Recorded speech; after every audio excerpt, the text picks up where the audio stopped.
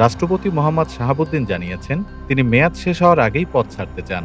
বৃহস্পতিবার আন্তর্জাতিক সংবাদ মাধ্যম রয়টার্সকে দেওয়া এক সাক্ষাৎকারে তিনি বলেন, অন্তর্বর্তী সরকারের আচরণে তিনি গভীরভাবে অপমানিত বোধ করছেন।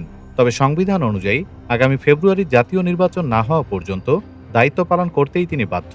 হোয়াটসঅ্যাপের মাধ্যমে দেওয়া ওই সাক্ষাৎকারে রাষ্ট্রপতি বলেন, আমি যেতে আগ্রহী, পদ ছাড়তে চাই, তবে নির্বাচন পর্যন্ত দায়িত্ব পালন করব।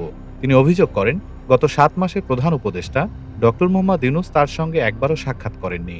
এমনকি সেপ্টেম্বরে দেশের দূতাবাস, হাইকমিশন ও মিশনগুলো থেকে তার ছবি সরিয়ে ফেলার ঘটনাকে তিনি প্রকাশ্যে গভীর অপমান বলে উল্লেখ করেন।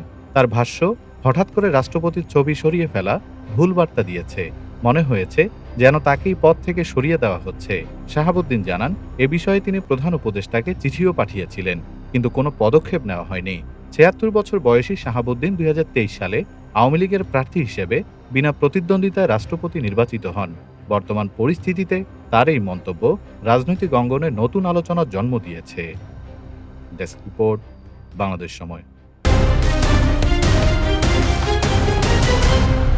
বাংলাদেশ সময়, সবার আগে দেশ।